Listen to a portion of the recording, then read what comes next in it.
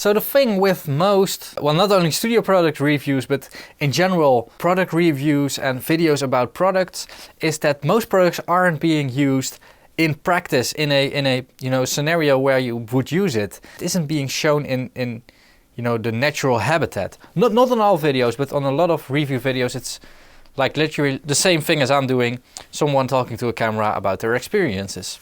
Now, what I want to do today is share the whole experience of mixing a track from the beginning till the end on the Console 1.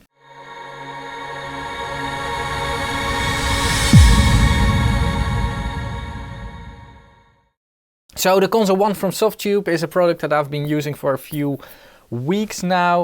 They actually sent it to me to try. I made a review video about it with my thoughts in it, and I just finished mixing a whole track on the Console 1. And I thought it was really interesting to show you guys a full mix on the Console 1 in order to make you guys able to judge yourself if you need it or don't need it, and what it's capable of and what the limits are. They really service in this video. So check it out. I know it's a bit long video, and to be honest about why it's that long is because I try to minimize the edits. Now the reason why I try to minimize the edits is not because I'm lazy, although it takes less time to edit, although you need to check everything, so it doesn't really take less time. But it's also because of honesty. You guys know that I really value being honest. And what I want to do is show you guys the real struggle of mixing. A lot of mixing videos, including a few of mine, have been edited down such far that they almost look like the perfect engineer. Like the engineer immediately knows which settings he's going to use.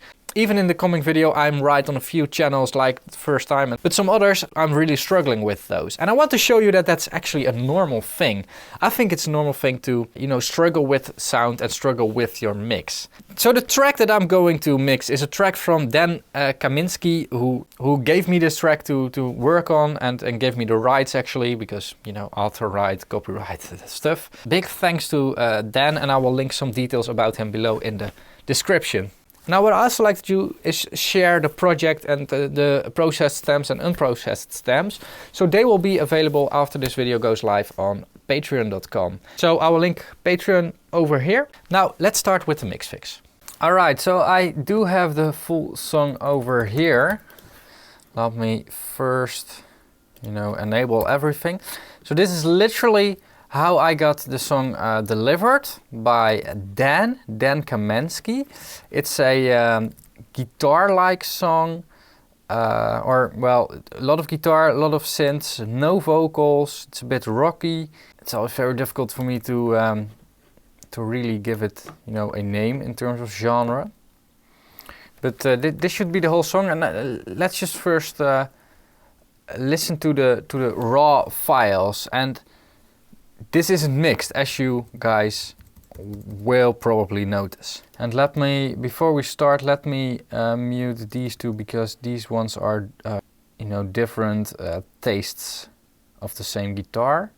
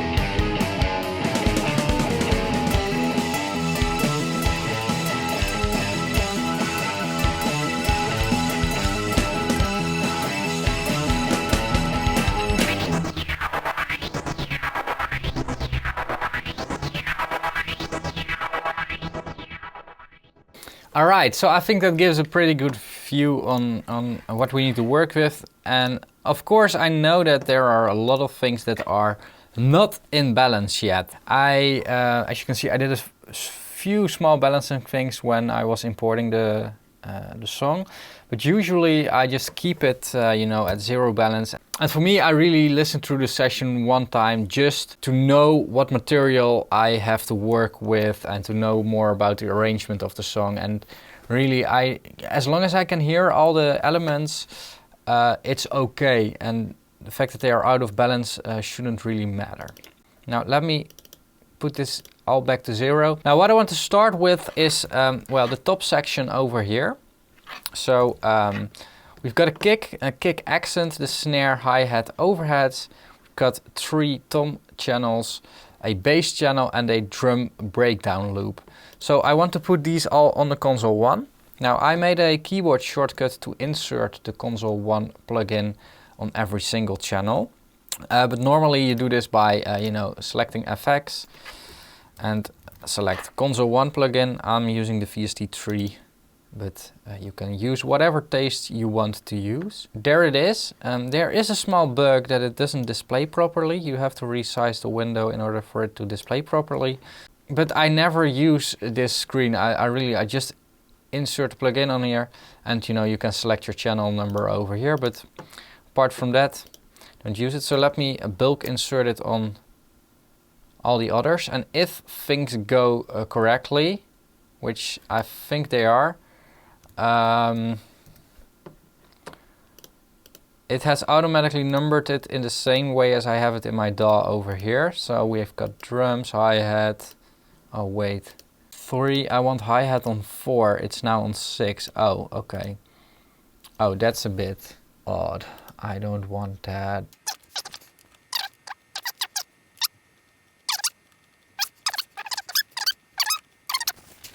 Now, let's turn on the display. Alright, so let's get started with the kick and the kick accent. So for this I don't need to look at my DAW screen, although I do prefer to look at my arrangement window just to see the arrangement.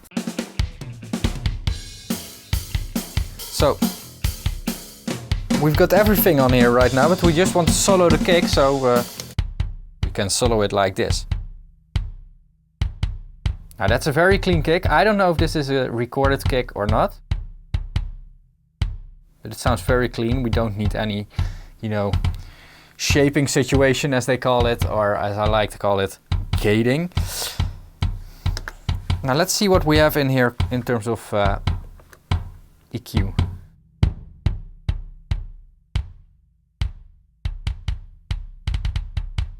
Now here's where you can see that, you know, having multiple fingers and multiple hands on dials is pretty good. I can control one band with you know, I can do it with one hand, I think, but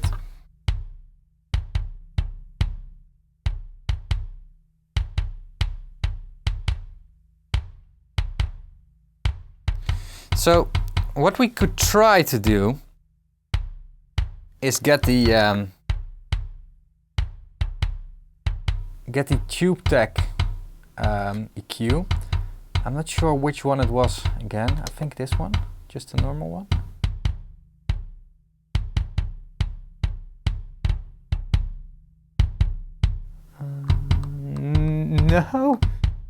No, it wasn't this one. It was, oh wait, yeah.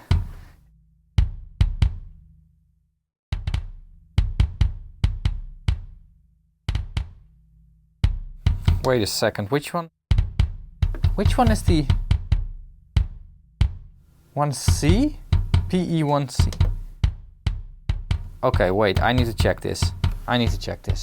EQP1A, yeah, so it's not in that list, but then it should be this one. The thing is, here's also where you can see the issue I had with not having a Q factor button over here. Now, because they need that low attenuation button,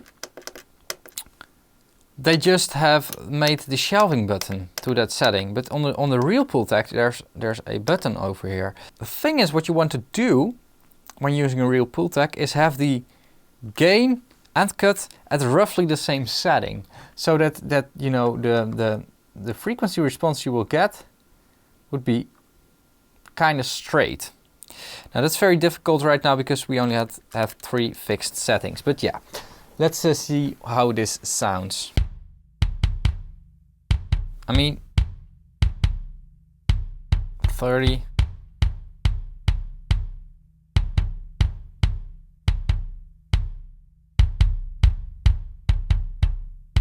Yeah, we need to boost a bit more.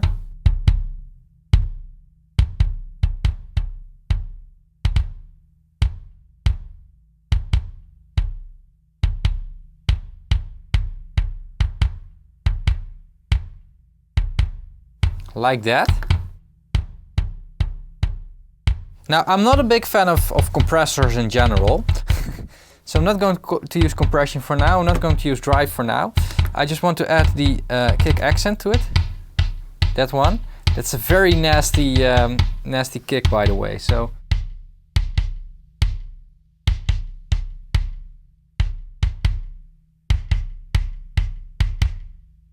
something like that.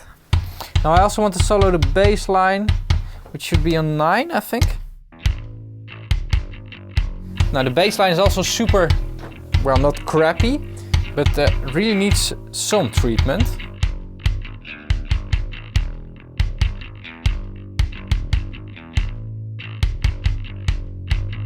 We need some low end on here.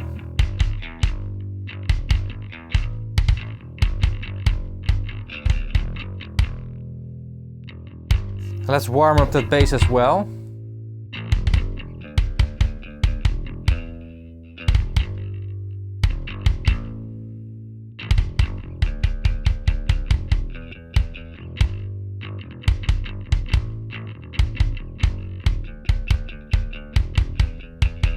Now let's also add the snare to the mix. Wait, let me first disable solo to all these things and mute all the things I don't need.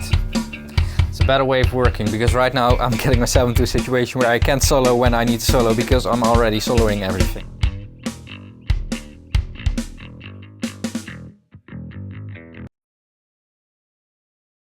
And literally in a part where, oh, there's a snare coming again.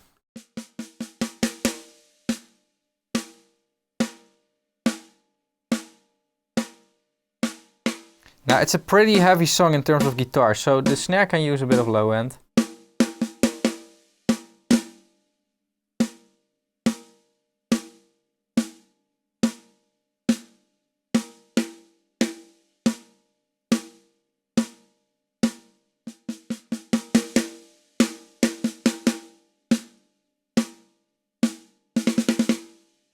And it can also use a bit more, yeah, piercing or something. I don't know how to call this.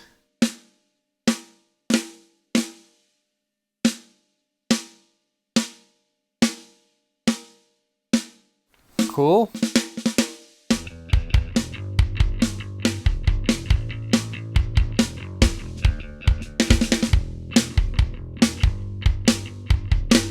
Now, before I'm going to tinker with things like reverb, I first want to continue on the rest of the drums. Whoa. I think the snare might need a bit of compression. Yeah, let's...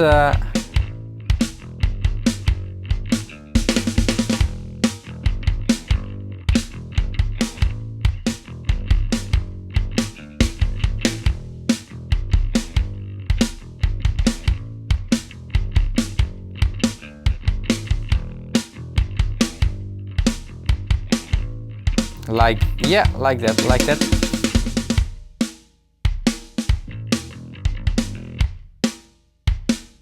Not sure about the bass line yet. Let me add the hi-hat to it as well. Are we looping, by the way? No, we're not, because I didn't select the loop thing. The loop.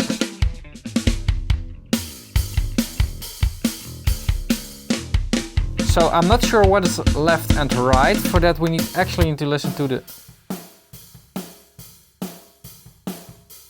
Now from my perspective, I hear the hi-hat over there. So that means that the panorama for this track is from the drummer's point of view or from the audience point of view, but with a left-handed drummer. Let's wait for the hi-hat again.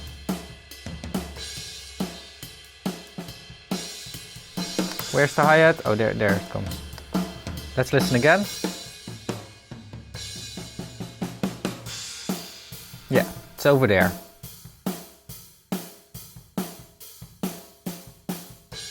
I also see that the hi-hat is actually recorded on a stereo channel, but I think we can pan it a bit heavier to the left.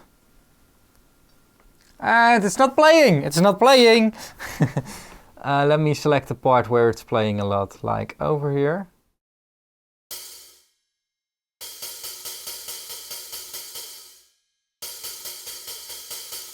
First of all, let's cut all the lows from this thing. We don't need it. Now, I don't like those very fresh hi-hats. I'm not a big fan of that. Like this stuff. I don't really like it. I actually like to cut a bit over here and boost a bit on lower frequencies to get a bit more crushy sound. It's really my personal preference.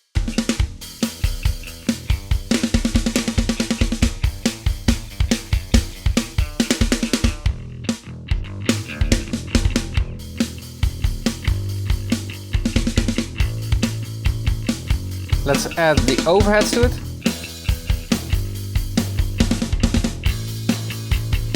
Now we can boost a bit of high frequencies in the overheads to make the drums really breathe.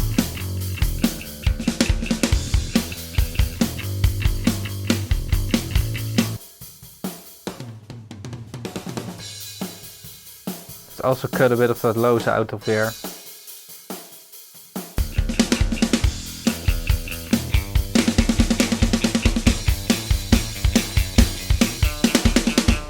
Bassline is really a problematic thing. Oh wait, it's 9. Bassline is really a problematic thing. It's really difficult to get good bases with this. I really want to have a solid foundation for the production. It's a bit difficult to get that foundation. Just use a bit of compression. Maybe a bit more sub-lows, but yeah, what isn't there cannot be created, like.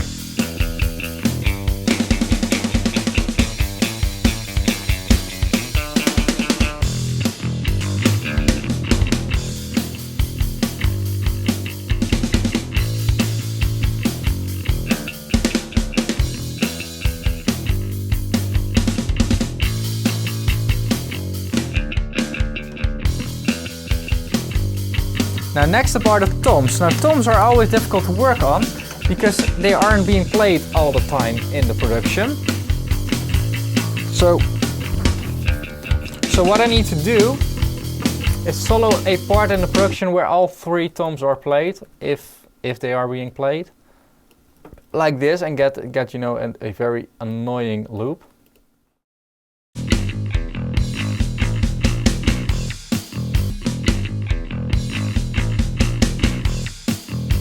So let's quickly solo those.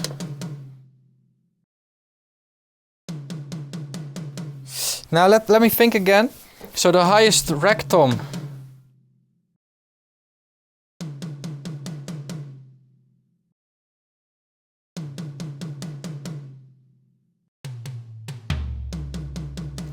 Oh, they are also pre-panned or not? I like a bit more extreme panning. I mean, not everybody has a super stereo setup.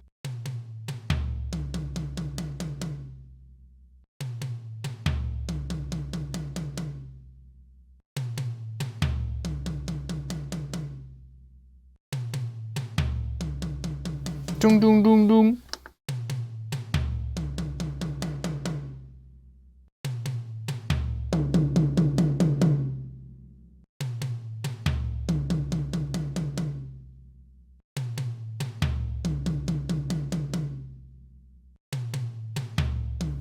I actually, I don't know what I want to do with these.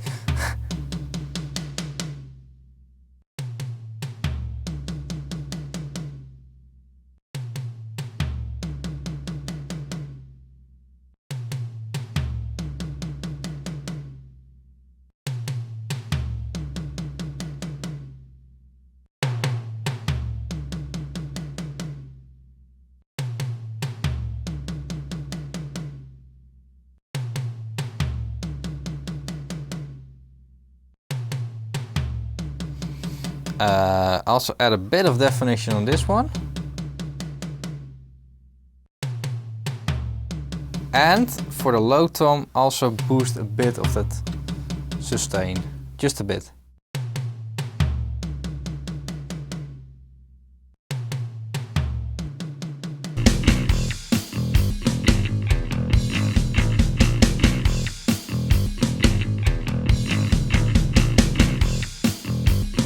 Still sounds a bit dull, that tom, but let's see how this works out in the rest of the track.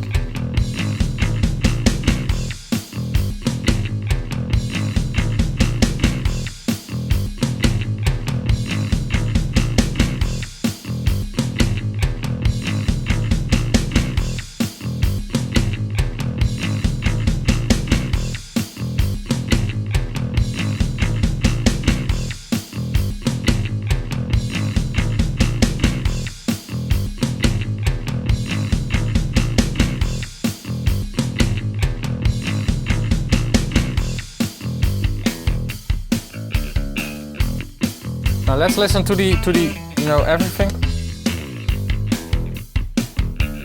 Okay, the hi-hat is still a bit loud on the left.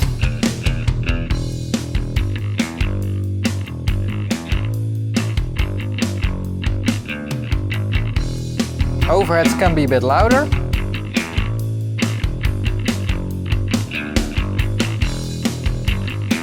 And the bass line can be turned down a bit.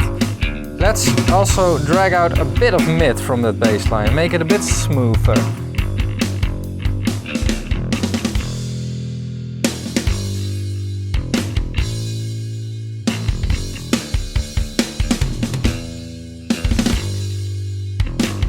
So I think that's a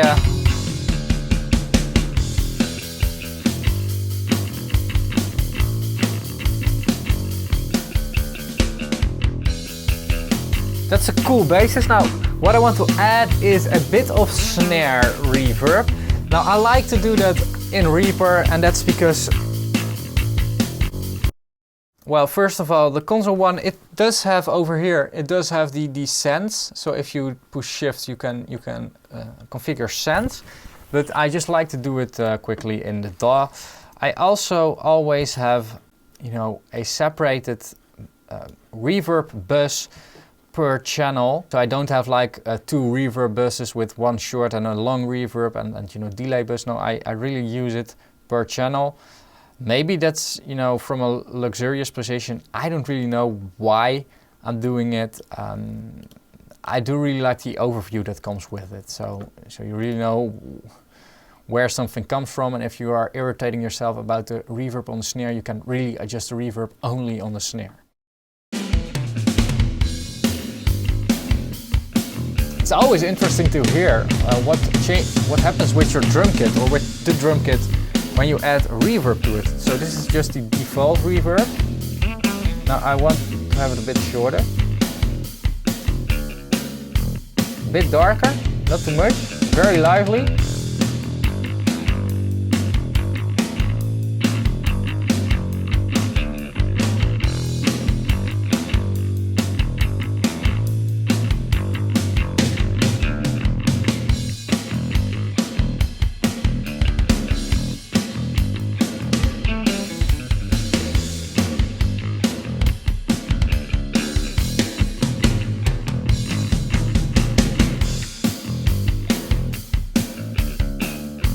Now I'm not sure, can't remember, did console one like recognize? The send, yeah, it did recognize it. So I can turn down the send to the reverb on the snare over here now. So I can control how much reverb I want. This, however, doesn't work if you're using, you know, a reverb with a sidechain compressor, because you cannot control that from the send. Or you should make two sends, like one to the sidechain compressor and one to the reverb, but that's, you know, an advanced thing.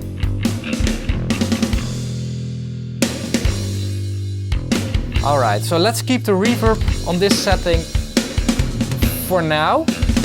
The best way to judge your reverb for these type of things is really later in the mix when the rest of the instruments come in.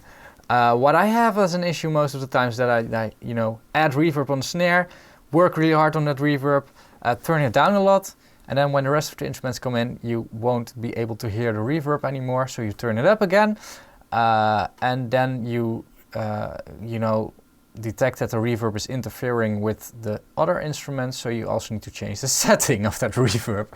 So I'm not really bothered by you know, that a lot. Ah, I think I made a mistake. I was really... Okay, oh, that's interesting. So when I was just, you know, a few minutes ago, you know, working on the toms, I was turning up that floor tom. Damn, I failed. But that floor tom was still muted. And now if I mute it again. Oh wait, it's super red down here, so I could have seen that. Now let's balance the...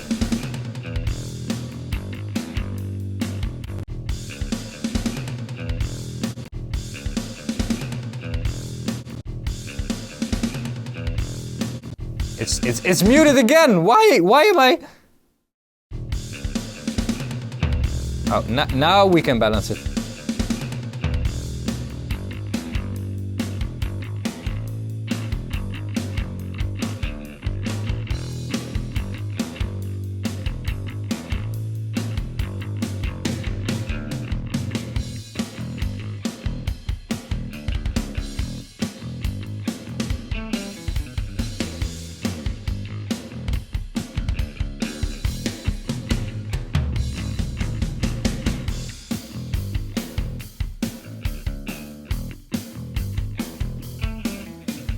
So the next thing that I want to tackle before I'm going to add more channels to the mix is the drums breakdown loop. Now I think that there isn't a lot that needs to happen to this thing, but I want to check it, and the reason why I put it on the console as well is to make it easily accessible.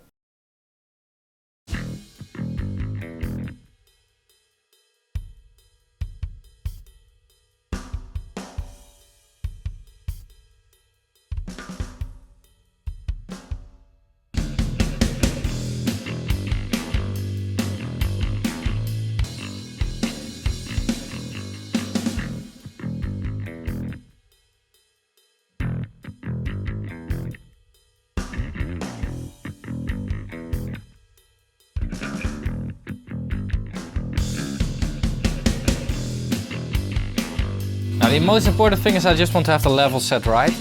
Could be that I'm going to do something freaky with that loop later on.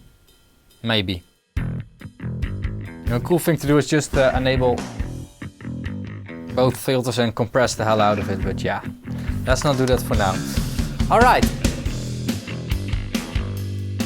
So we do have a few guitar channels. Well, actually, everything up until here is electric guitar. Now, what I want to check is, first of all, what is going on here. It's the main rhythm guitar, but we do have multiple versions of it, or what is it?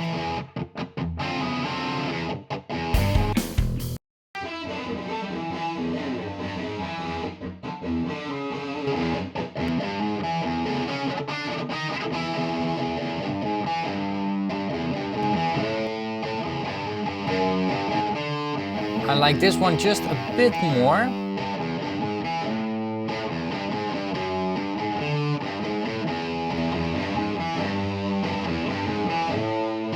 This is some kind of a reverb on here. I'm not going to use that one. Also, not going to use those two. So let's remove those two and put this one to the next channel on the console. Let's see what we have more. We also have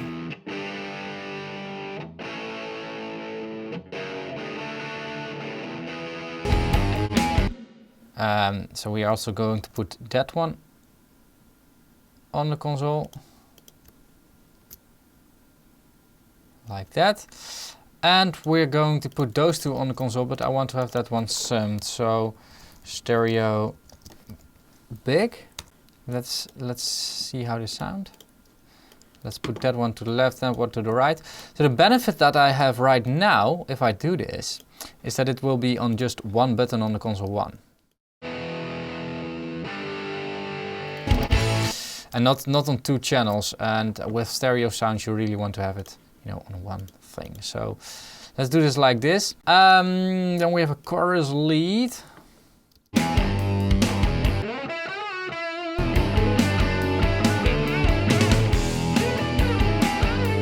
It's more like solo. So let's first make a basis with these 3 channels and then see what happens next.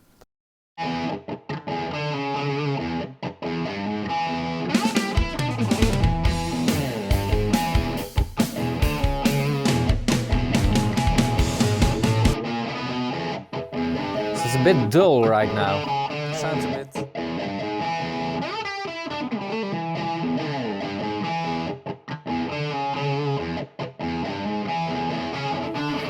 So let's see if we can open it up a bit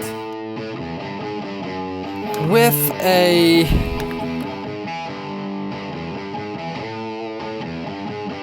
Yeah, let's use a pull tag on this one. Let me check which one I wanted to use on here. Do we have the pull tag on here right now? Yeah. Not this one.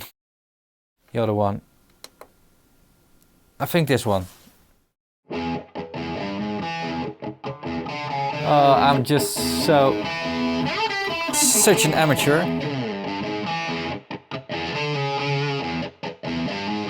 Now, with guitar, the highest frequency in electric guitars most of the time is around 5K. You won't find any you know, freshness at 10 or something. Oh, it's only attenuation here. But you won't find anything, you know, around 10 or whatever frequencies you could choose. So, I also want to give it a bit more balls. Can I get, you know, up to... this is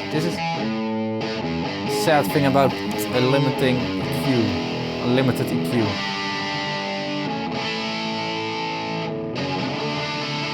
Now I run into problems. Yeah, let's switch back to the SSL EQ, because I really need, you know, a bit more. The thing is, by the way, that, you know, I did think about those limitations a bit more after my review, and one of the interesting things is, of course, that if they have used convolution for the simulation, I don't know that. I don't know if they've used convolution or, you know, simulation or whatever. But if they've used convolution, they were only able to sample those positions. So that's also why it is limited in that way, because it's a real sampled piece of hardware. And it's also not. I mean, I did read the comments and people were a bit like, yeah, but the real SSL also doesn't have that. Yes, I know, but what I would love to see is a super versatile EQ. That was my thing. It's not really that those simulations should adapt to it, because I'm not sure if that's actually possible. You know, I'm not a DSP engineer. I'm just a simple audio engineer that doesn't know shit about audio.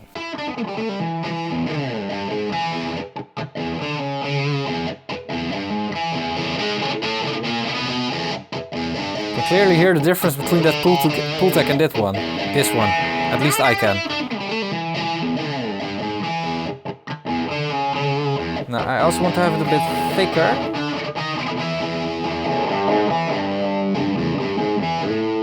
Like this.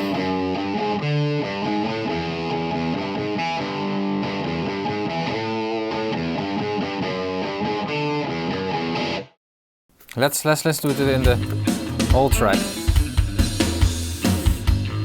Let's mute this one and let's mute this one. And here it comes again.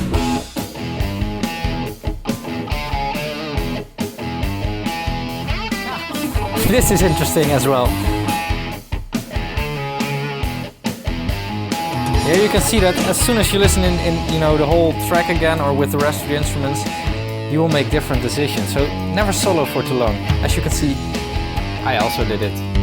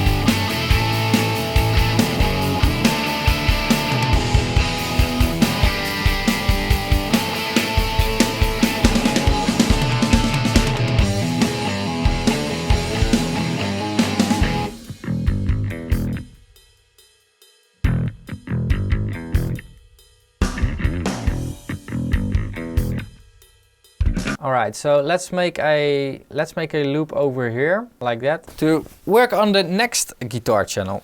No, I need to start it over here, then, of course. Okay?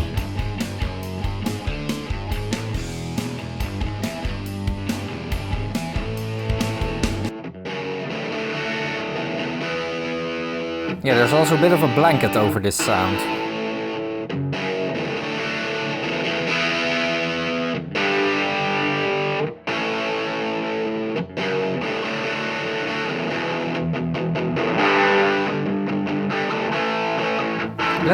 Let's see what that British Class A can do. Ha!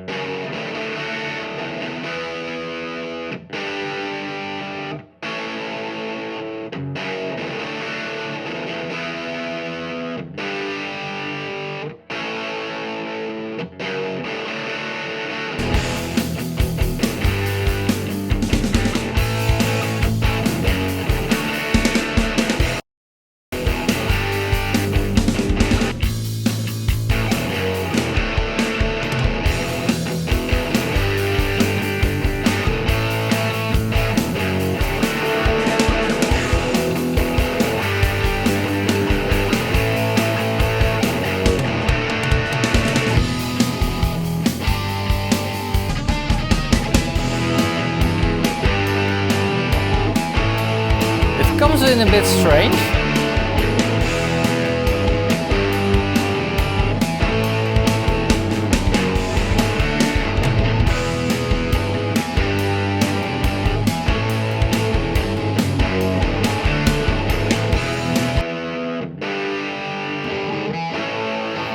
Now they are working together, or well, they're not really working together. I mean, can I get that part again? Yeah, I can.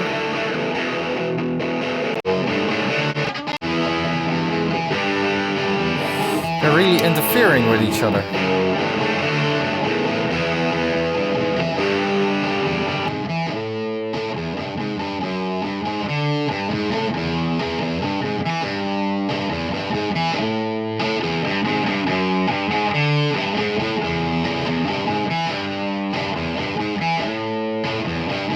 Yeah, what are we going to do about that? Yeah, make this one a bit fresher, so...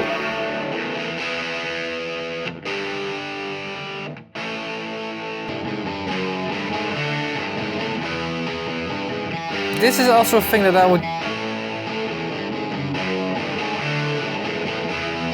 do different in the production. Like, it's very difficult to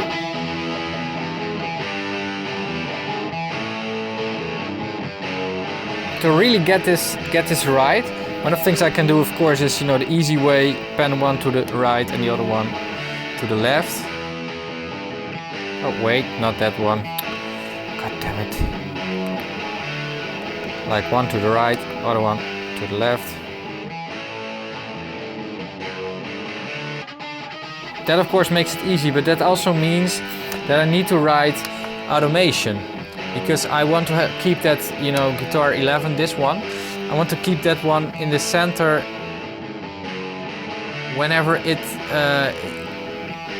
or can we make a combination? I don't know. No, I think I need to automate Panorama, but let's wait with the automation until a bit later in the mix. Really difficult to blend this. What is soloed? What is on solo? This one is on solo.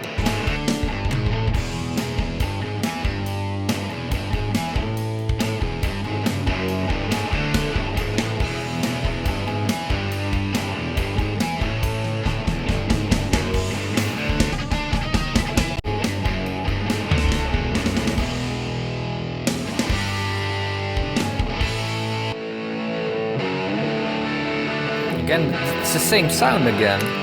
That's difficult. That's a difficult thing.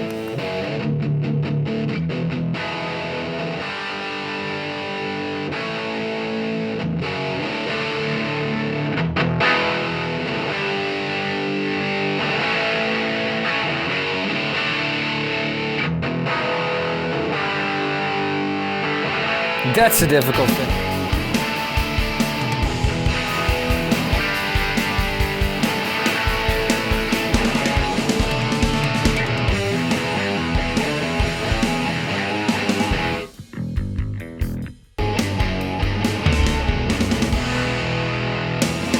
Also, the tone was way too loud.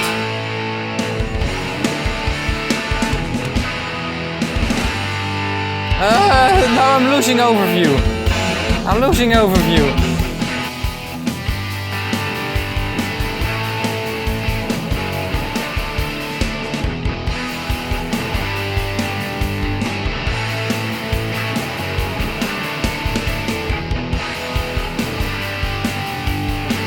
I need to dip somewhere. I need to dip on one of those guitars. Not on this one, I need to dip on this one, yeah.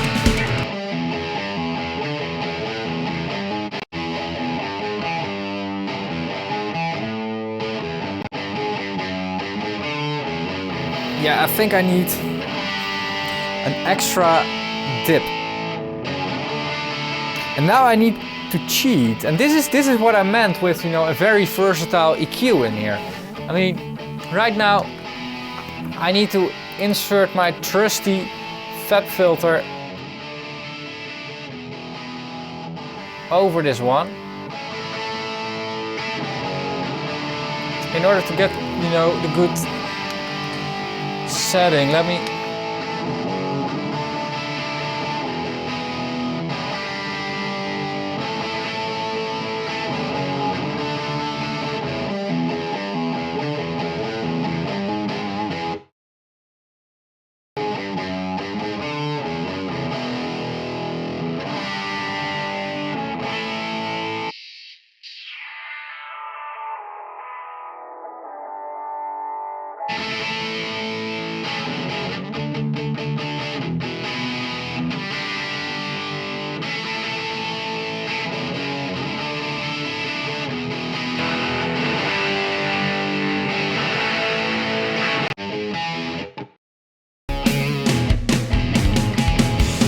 Yeah, but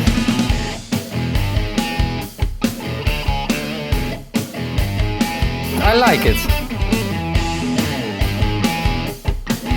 How it is right now, yeah. So I just added a dip at around like 700, 800 hertz. And now, also easier to fit the other things in here.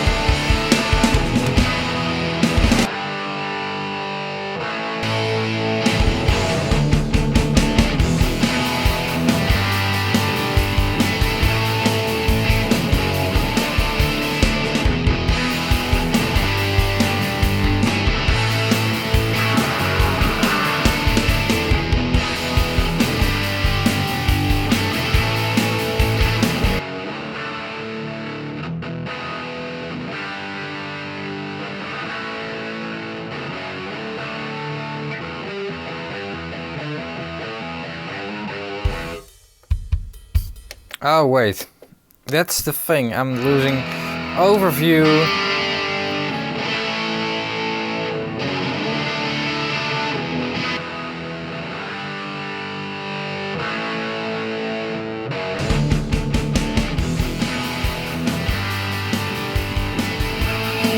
So now let's group these three together and turn them all down just a bit. Because there will be more instruments on here. Now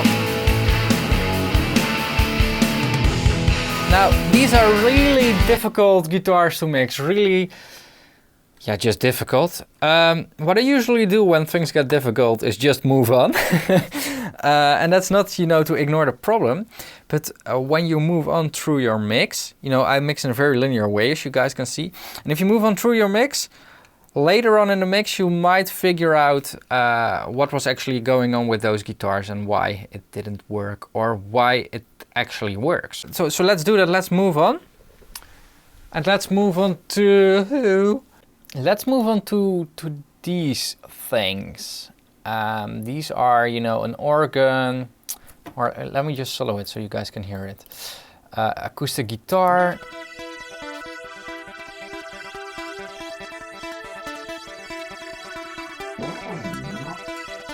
Let's work on those first.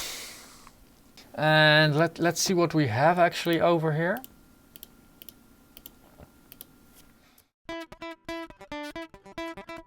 Acoustic guitar. Yeah, let's put that on the console. Okay.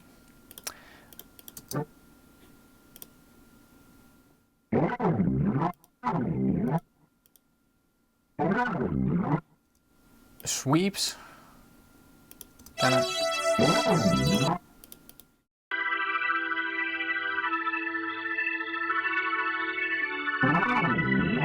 So those need their own separated channels, so we will have 15 and 16 for those.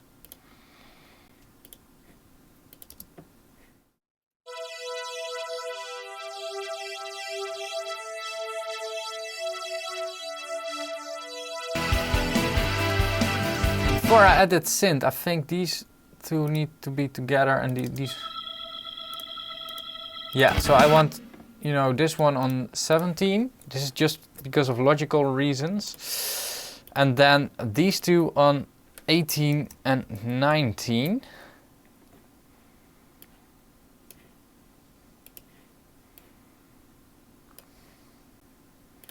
Like that. And then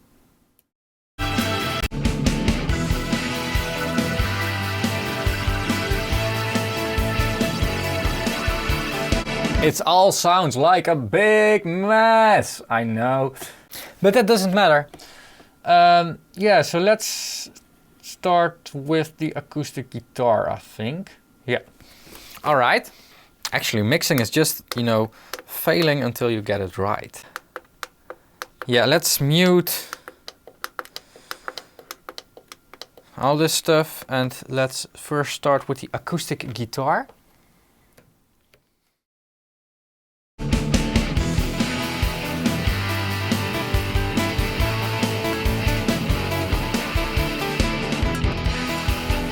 I'm going to put this one on a side channel, so right in this case.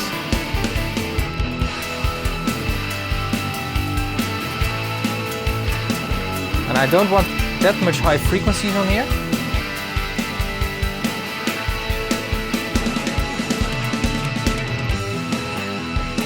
I actually only want to hear that attack from the guitar, but that's my vision on this part.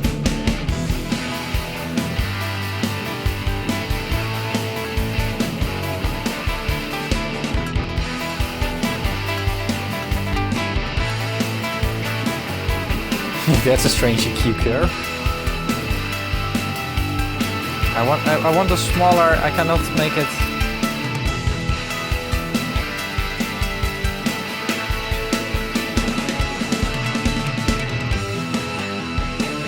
Okay.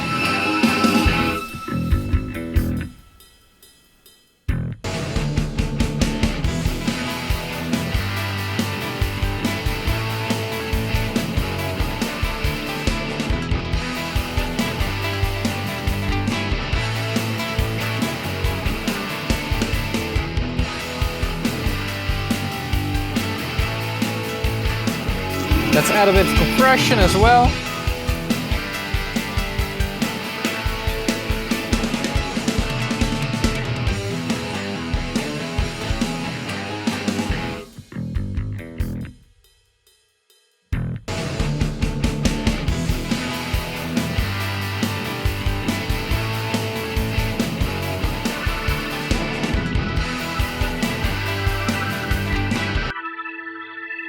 Now this is supposed to be a Hammond organ.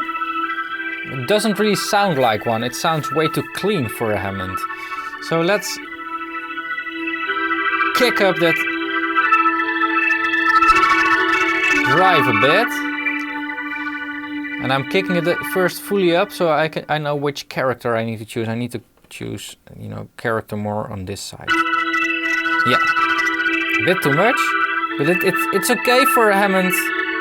Or well, in my vision, it's okay for a Hammond to crackle a bit. That's fully okay.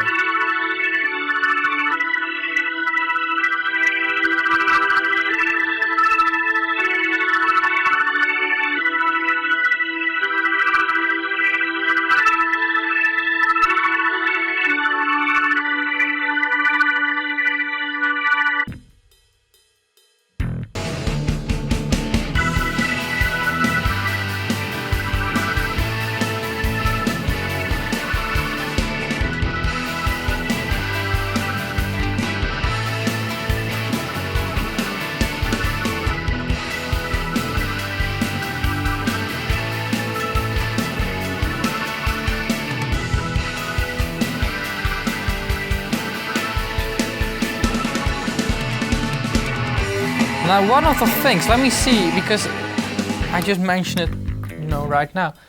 I cannot set, as far as I can see, the scale on the volume button. I don't know if you guys can see it on the screen. You see, if you see this LED, you think that you're almost at you know, minus 1000 dBs, but you're only at minus 10 when you know the letter's already there. I mean, and the steps are also getting very small over here. Never noticed that. Now I'm noticing this.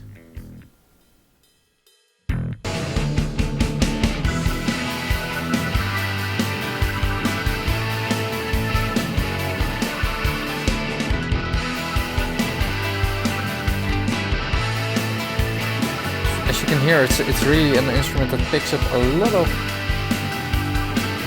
space in the mix.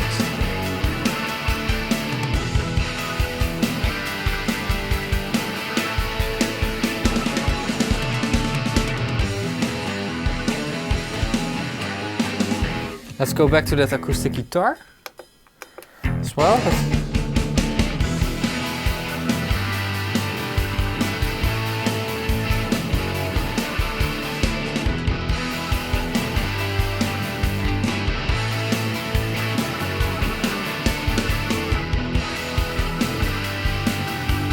And I don't know about you guys, but I right now also noticed the snare reverb that I can change some things in there. But I'm keeping it there for now, just ignoring it.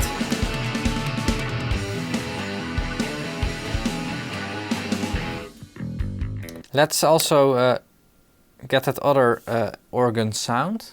I don't know where it is. Oh, it's over there. Let's make the loop a bit shorter for that.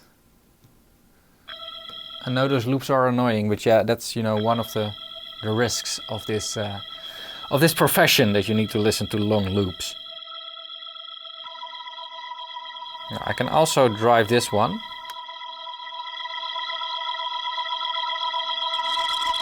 That's too much, that's too much, that's too much. Like that. And I can...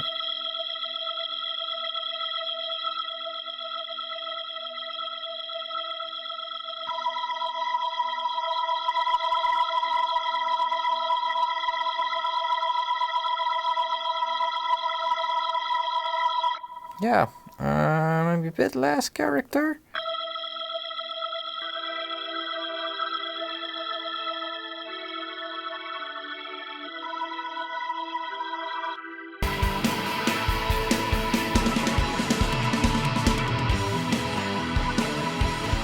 Bit of compression on it as well.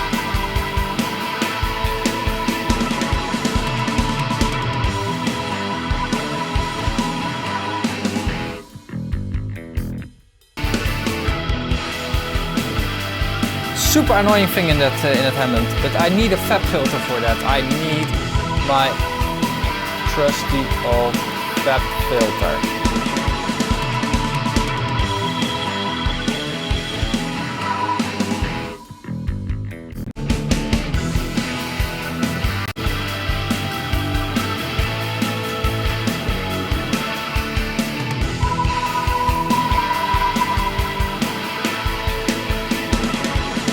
Like that. It's also interesting to see how the filters are performing actually. Let's lower it also in volume a bit more.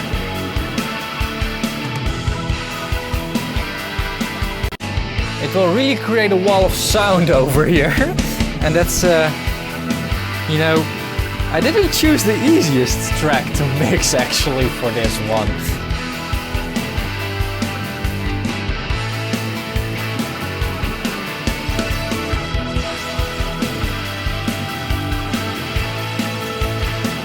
This is a really difficult one.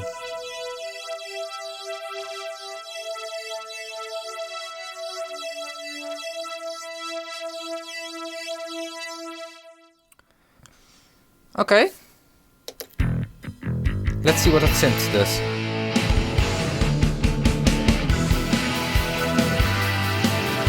So that synth can add a bit of warmth, but we need to watch out for the sharpness in here.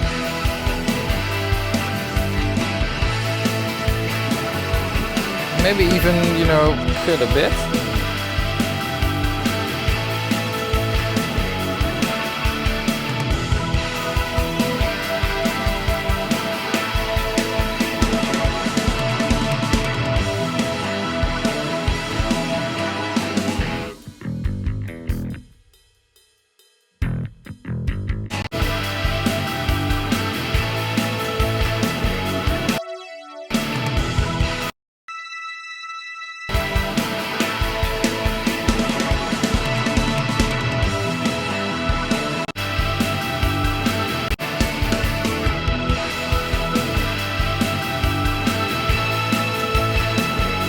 This one can use a bit more room. Doesn't necessarily need EQ or something else.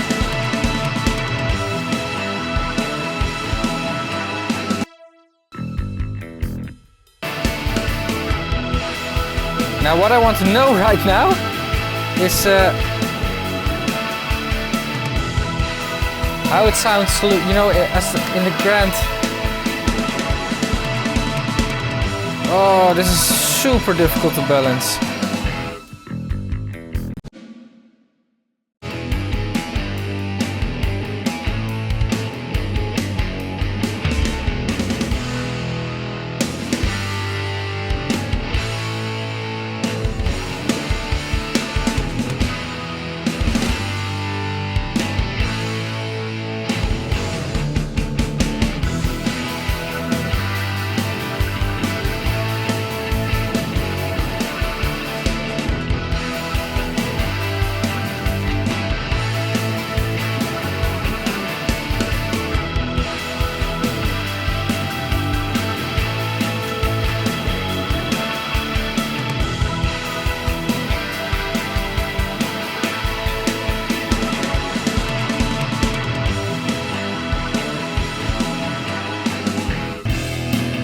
Alright, let's listen to the wall of sound again.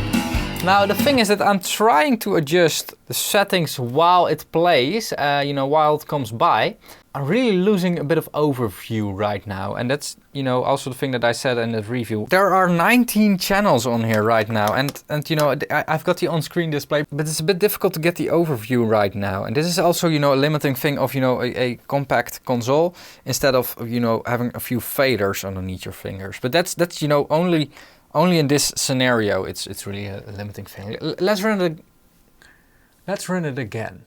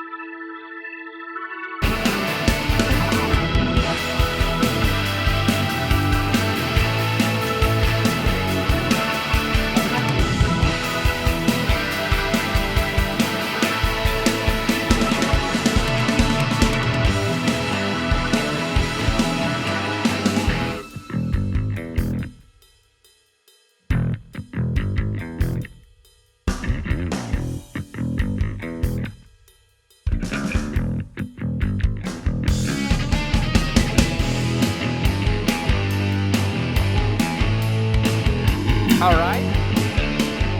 Let's leave that wall of sound there for now. Let's listen to it one more time. Let's listen to it just one more time.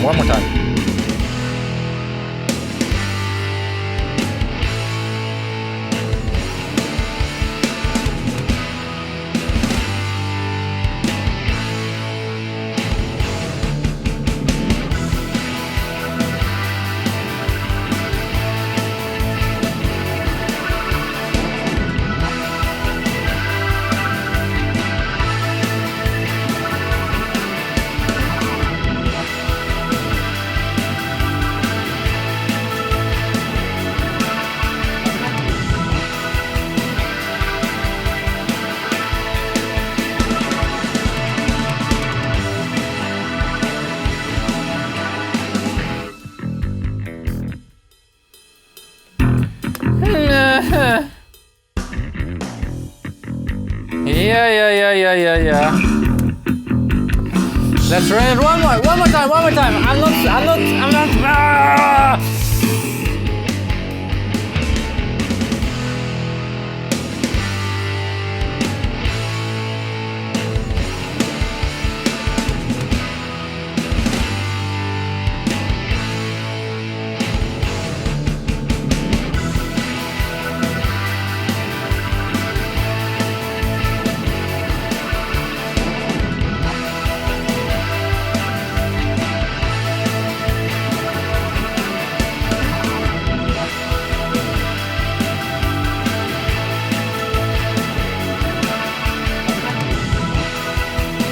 I think that if you know, right now it's a bit, the instruments are standing a bit on themselves right now, but I think that if you put, you know, the master bus compression on here, that it will really create that, you know, wall of sound that I'm looking for a bit here. I'm not sure if that's what you know, Dan is looking for, but at least I am. Alright, the next thing that I want to tackle is actually just a single thing, if I look at it from here, and that's the chorus melody I think on a Les Paul. So that one will go to channel 20 automatically. That's cool. So let's see how we can fit that one in. Now the thing is, it's a lot of electric guitar work. So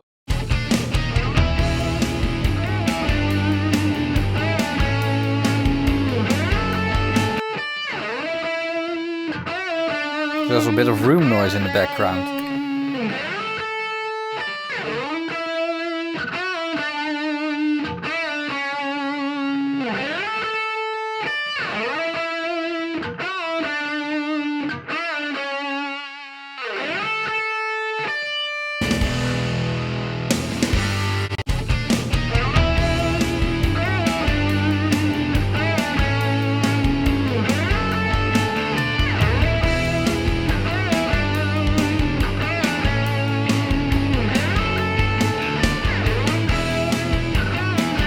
It's almost a loop that he's playing. Maybe it is a loop, I don't know.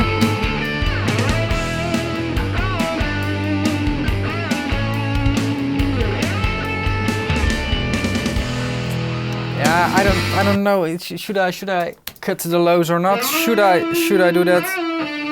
Yeah, it has a bit of that attack from the strings there. So, as you guys know, I'm not a big fan of cutting everything.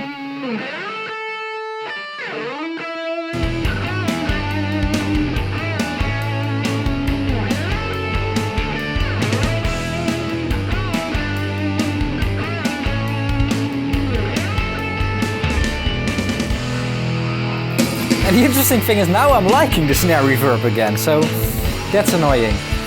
Let's see what we have more. So we have that synthesizer stuff over here in the intro outro. Not sure what I'm going to do with that, but first the stuff in the bridge.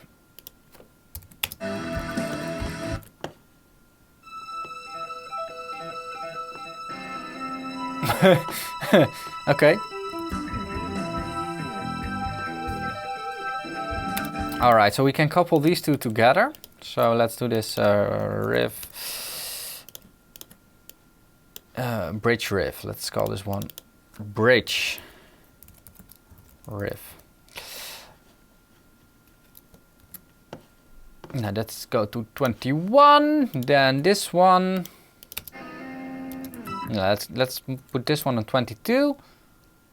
22. Yeah, come on. Yeah. 22, this one on 24, and this one on 23. Yeah, 23, 24. Okay, 23, 24, 24. Cool. Let's put this thing in a loop, and let's work on that again. So now we need to go to the second page in order to access those things. And I want to mute all this stuff and only work on 23. Like that. Maybe a bit subtle drive on there.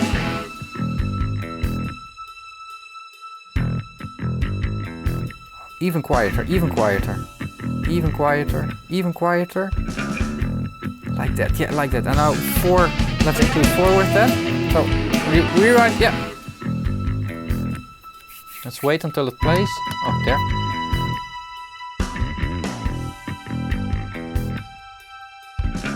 Like that, yeah. Really subtle. Let's check it on the small speakers.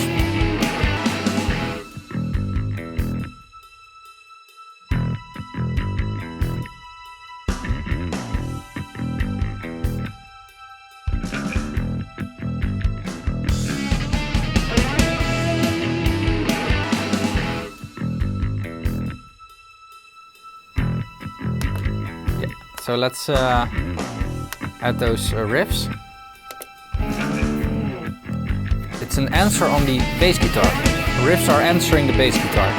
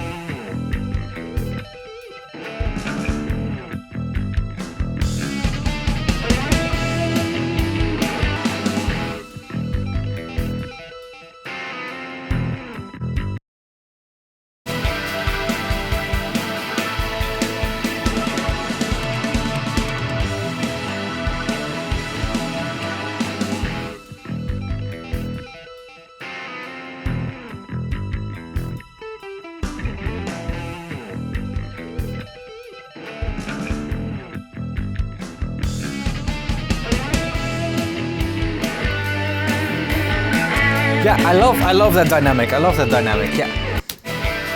Let's listen to it a few times and just a few things like from here. So we go in that wall of sound and then into that bridge.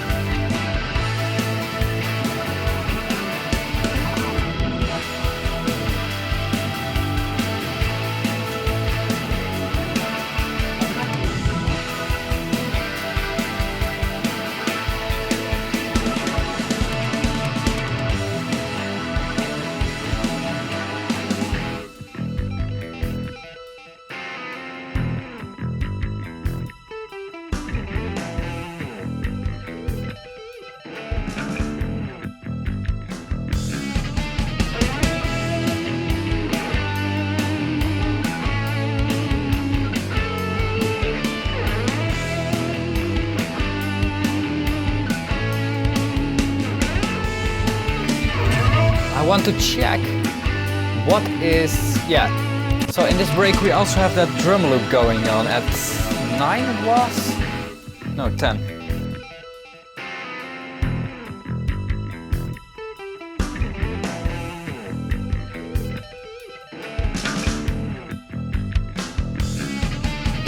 A bit, just a bit less, yeah, like that. Again.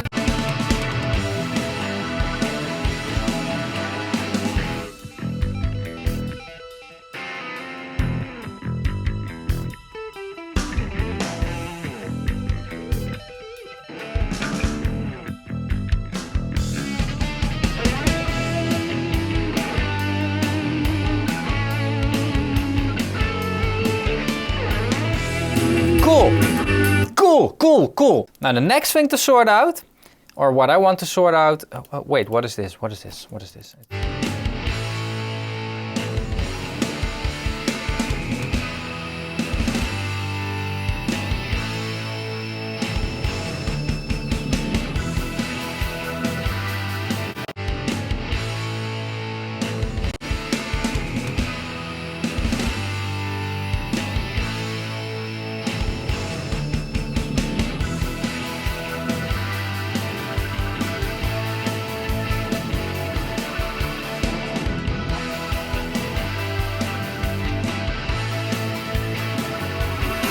Okay, so what I wanted to say, the next thing we need to sort out are the guitar solos. Now, this looks more difficult than it might is, but for that we need to check what is going on. I mean, if this solo situation has the same sound, it might be possible that we can use the same sound throughout it. So we've got sound 1 over here. Sound 2 over here are actually the same sound. And same. And the same.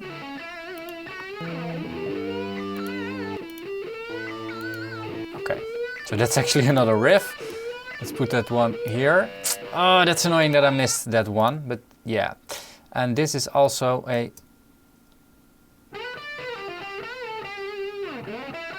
Yeah, I want to separate this one. So we're going to put all the solos on one channel. The idea behind this is that, you know, you want the solo guitar to really be the solo guitar. You don't want to change it a lot in sound on the different parts of the track. And I actually think that this is created in order to make it easier to play. But I'm not sure. Solo guitar. Okay. Now we have this one, and we have this one, and can I pick one or?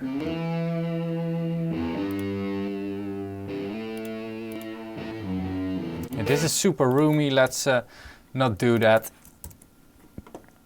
And let's put this one on 25, yes. This one on 26. And this one on 27. All right. Now let's first do this this thingy over here. And for that we need to mute the other two like this.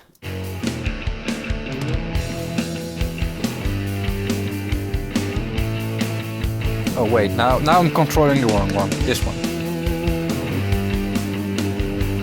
Want a bit more thickness in here.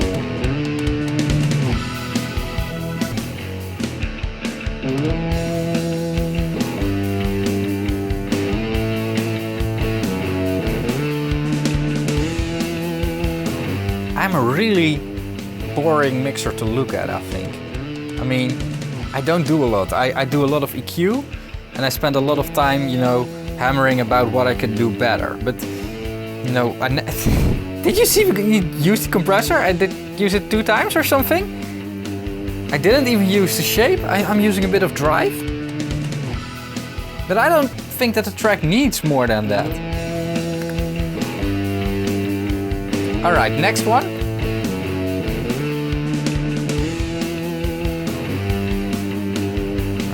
That's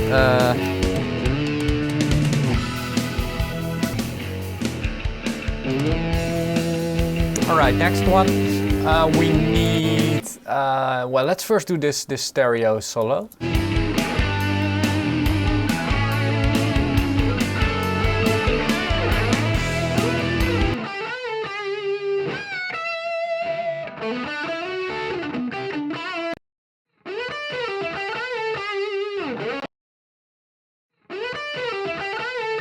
Okay.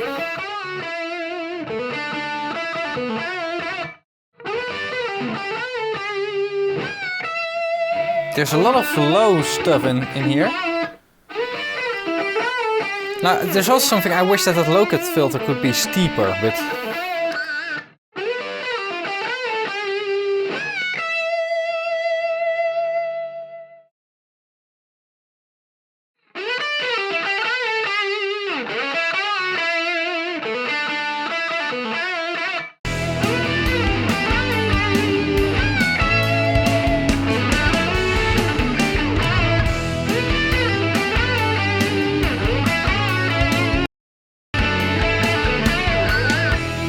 Now there's another guitar playing over there. I think that's 12.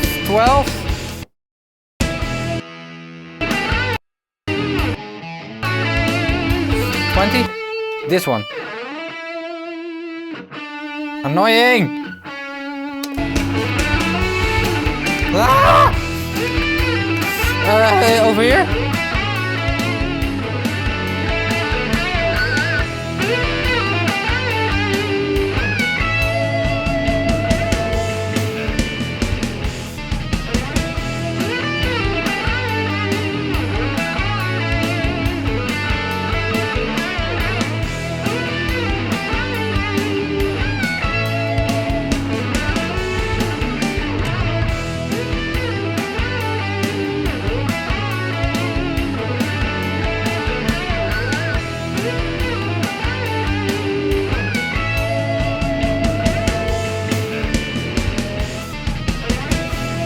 Let's do the solo as well. Let's do the solo as well. The solo.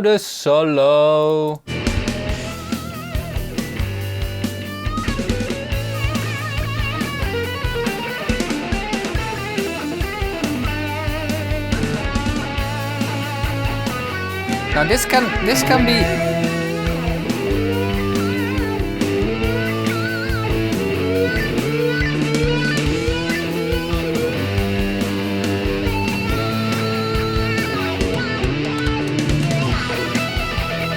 interesting solo, by the way.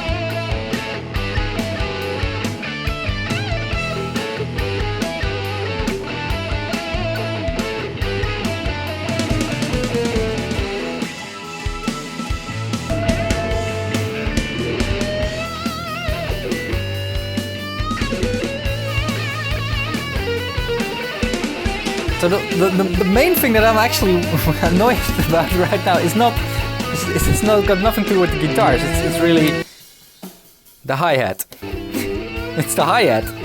But, you know, this is one of those things where, you know, if I would be recording this song, I would really coach the drummer to not play the hi-hat that loud. He's not playing in balance. If you listen to it on the overheads, the hi-hat is way too loud compared to the rest.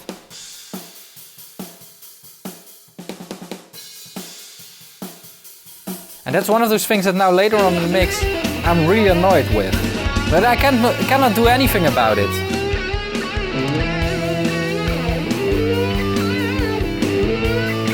I mean, I can squash it with a compressor, but that would only make it worse, right? So, yeah. Now, let's balance that intro synthesizer sound into this thing. Over here.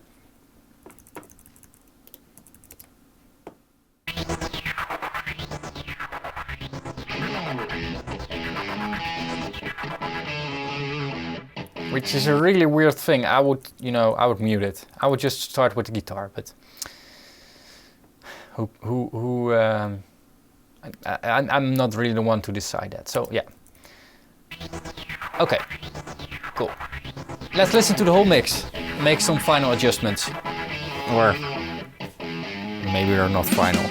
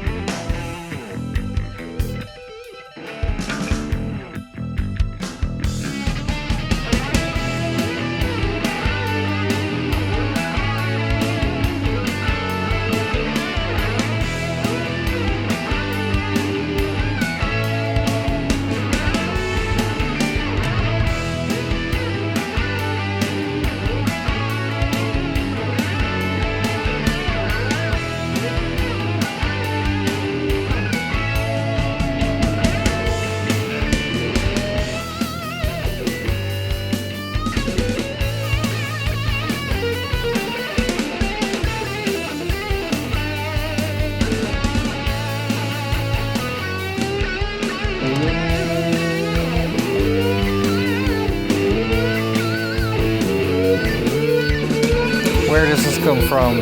Where does this come from? Now, as you can see, this is the thing, like, I'm really, you know, searching for where are the channels? Where are the channels? It's just such a mess. That's the one thing I really don't like about the Console 1. Getting overview. All right, I want to keep it at here for this mix. It's not done, it's not perfect yet. But for today I want to keep it over here. So let's switch to tomorrow, which is a super simple thing due to the magic of video editing. All right, so I'm back. It's actually pretty early in the morning. Yeah, I'm still not fully awake actually. All right, so yeah, I haven't listened to the track yet. Actually, my monitors are still on mute. Let's listen to it. Let's see if I'm surprised or if I'm a total failure.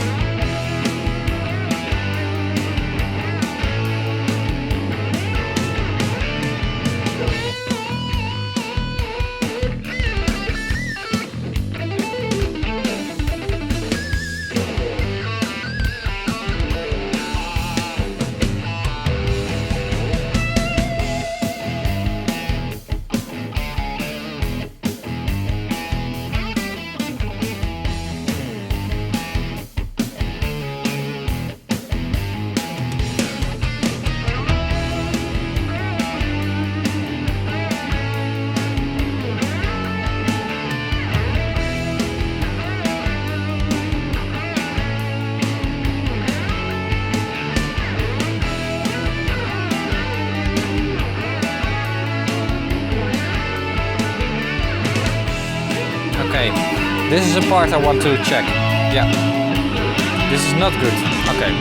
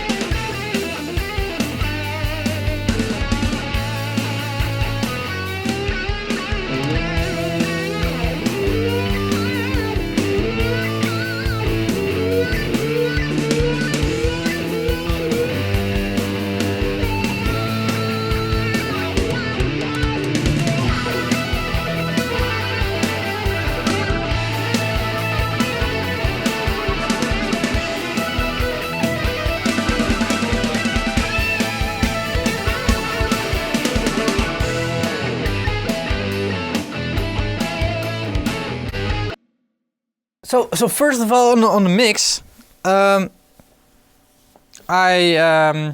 not happy with the guitars. I'm really not happy with the solo guitars, and you know, whenever guitars overlap themselves together with that channel 11 guitar. So I want to work on that a bit more. And the other thing, which I'm really not happy with, and I don't know what it caused, but the channels aren't on the same spot as yesterday anymore.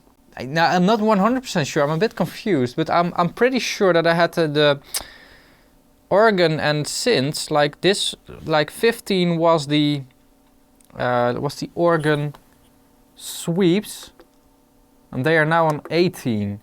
And you know, all that, you know, that wall of sounds thing was over there, and now, you know, my synths are over here on 21 and 22. So that's not good. That's not good. My layers have been messed up. So that's a thing. Now, first what I want to do is the first part of the song. So the first part of the song, there are a few guitars that are coming together, which is over here.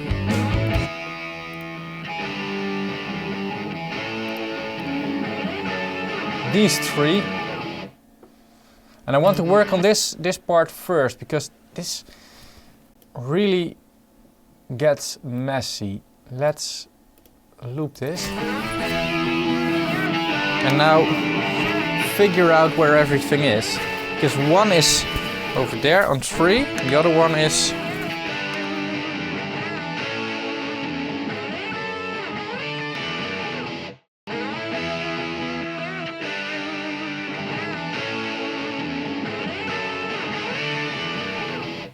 okay. Now let's first go to this one.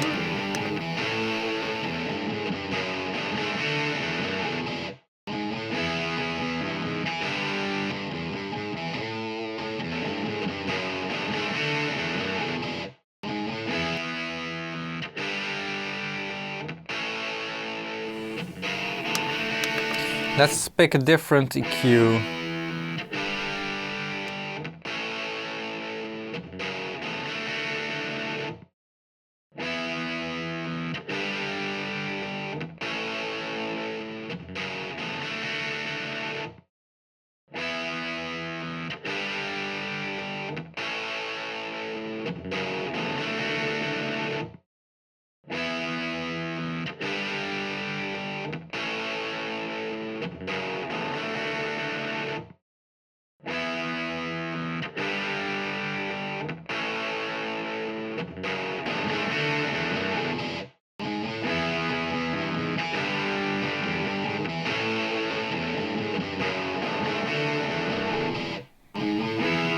You can hear where it becomes messy if we try to combine these two.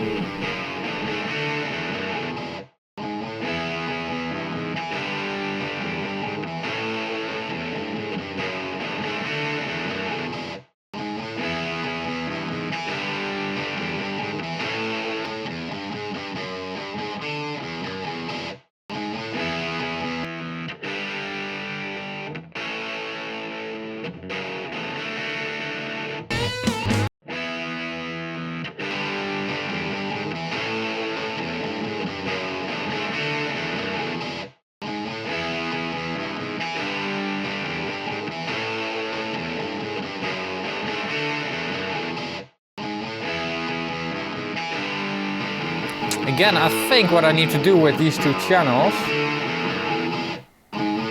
is, and that's something, you know, it's a cool thing for coloring the console one, but I really need my trusty old Pro Q on here.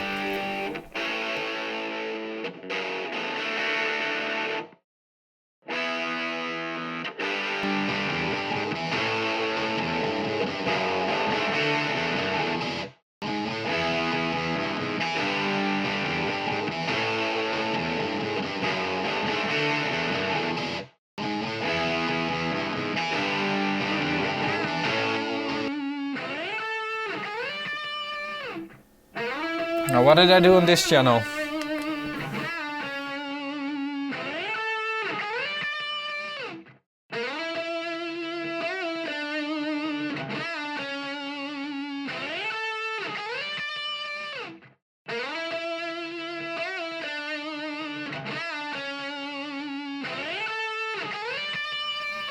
Let's try to add some compression as well.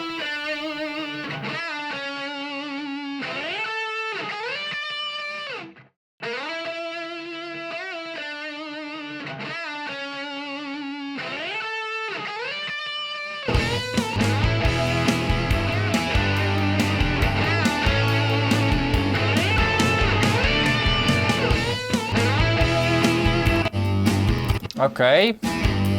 So I'm a bit happier with this right now.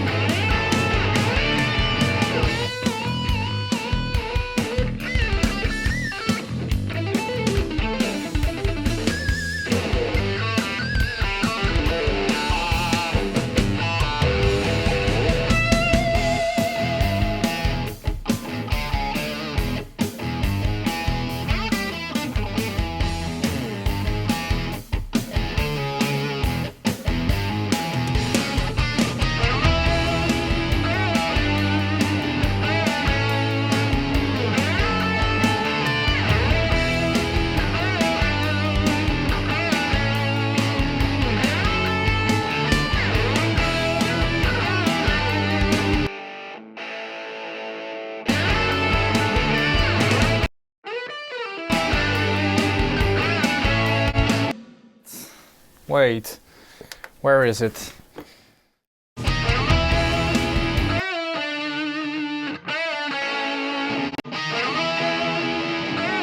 Yeah, what I'm going to do with this one is I'm going to nudge it by 30 milliseconds. Let's try 30 to the right.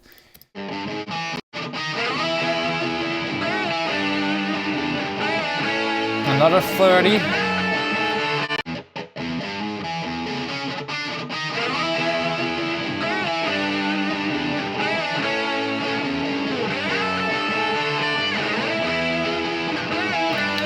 Back.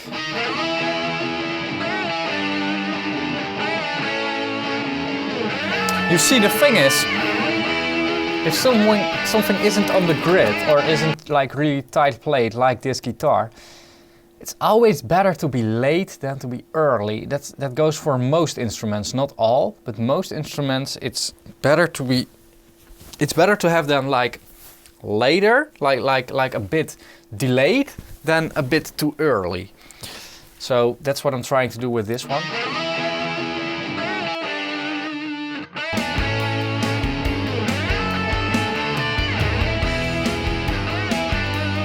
Now I'm still struggling to really get the overview of the mix as well. Now I'm behind the screen.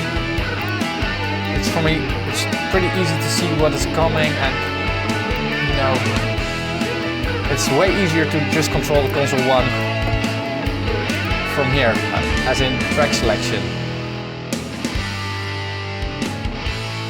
So let's get my mouse over here as well. I don't know, probably won't really work on here, but I'm just going to do it.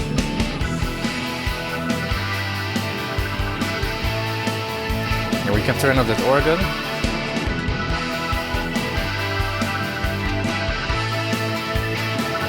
Turn down the guitar a bit.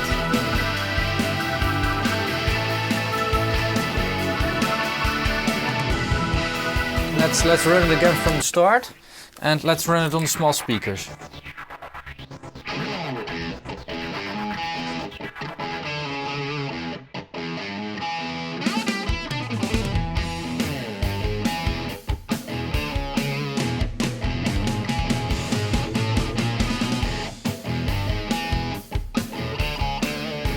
Yeah, you know, I like this part. This part is okay.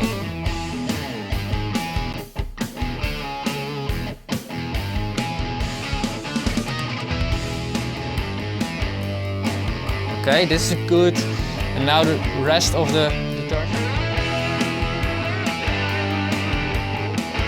Okay, I know what needs to happen. I know what needs to happen. I know, I have it in my head now, but... where's my... No. It looked way fancier before. Yeah, I think this is it. There is some mid that I need to tackle. Yeah, here's again the thing with the limitations that I was talking about in my review. Like, I want to work on the mid frequencies as well. So I actually need to have 3 bands that can do this. And, you know, I cannot do this with the low frequency band because I can only go up to like about 400 hertz. Well, maybe I can do it in this case. So let's, you know, oh wait, that one is at 700. So, because I want, you know, have a small Q thing over here. Let's put this in a loop over here. So I can now cut out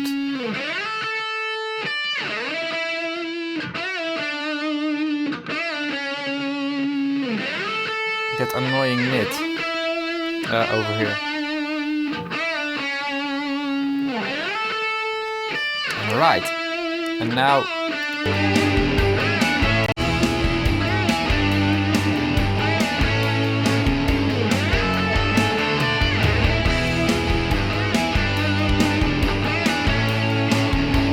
my advice to Dan will really be to use slightly different sounds on the guitars. Like, make them more different than they are right now. Because right now it's all actually the same guitar sound, and what I'm doing is giving them a different sound.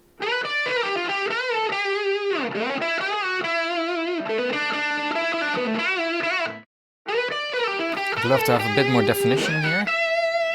So let's search for that.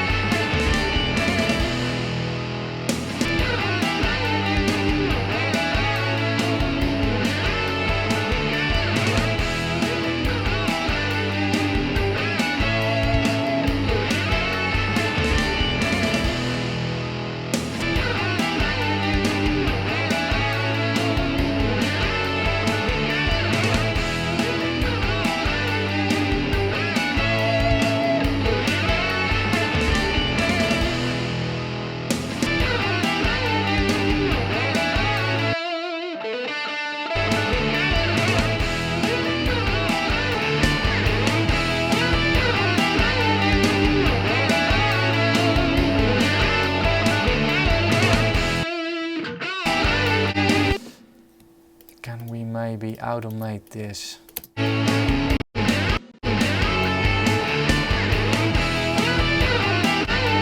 Yeah, there's also a wrong note in here.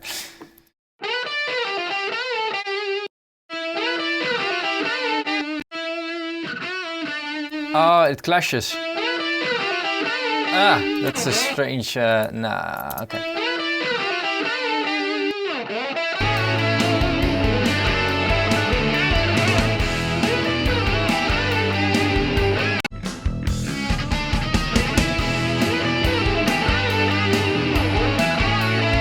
So now we can also volume this one down.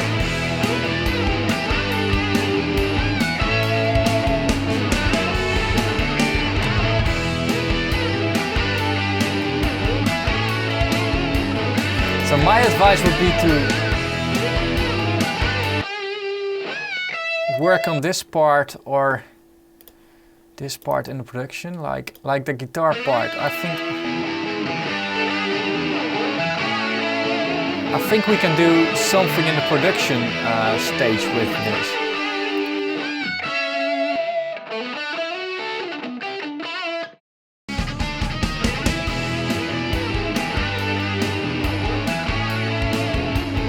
So I'm leaving it on low volume for now, because if I start to push this one, what I was trying, I actually wanted this part to be an upfront part, but as soon as I try to do that, things are starting to feel strange, and I think that's a sign that it shouldn't be that loud. So.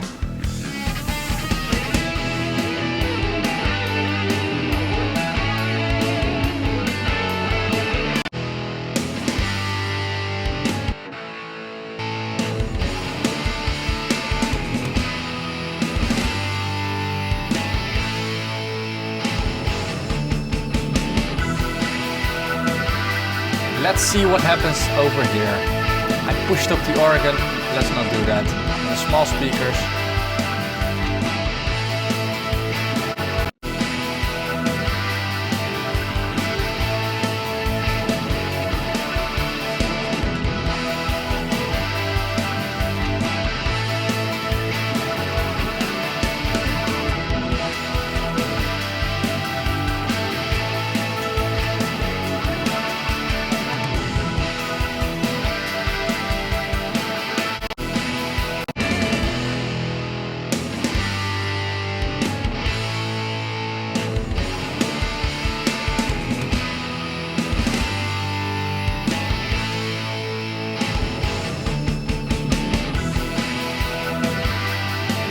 Now that synth is going again. Oh wait, not that one. No.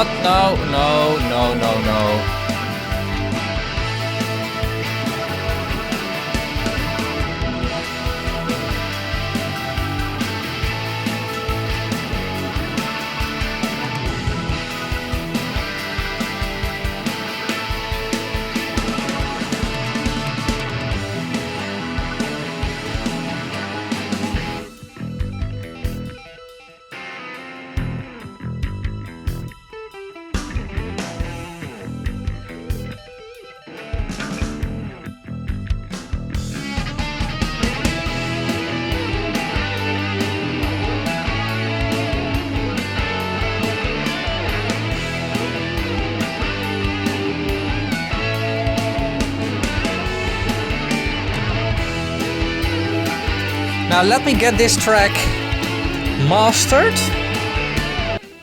It's not that I'm really happy with the mix, but it's also that, you know, right now I don't really see a real way to get out of here, like to fix this. And that's also not a bad thing. I mean, one of the things that actually is happening, but it's a very busy mix with a lot of guitars, and I would have produced this in a different way, but that doesn't justify why I'm not happy with the mix. I mean, even if it's produced in this way, I could have made a better mix. Now, I'm not sure if I can blame this on the console one, you know, I'm really struggling on having overview.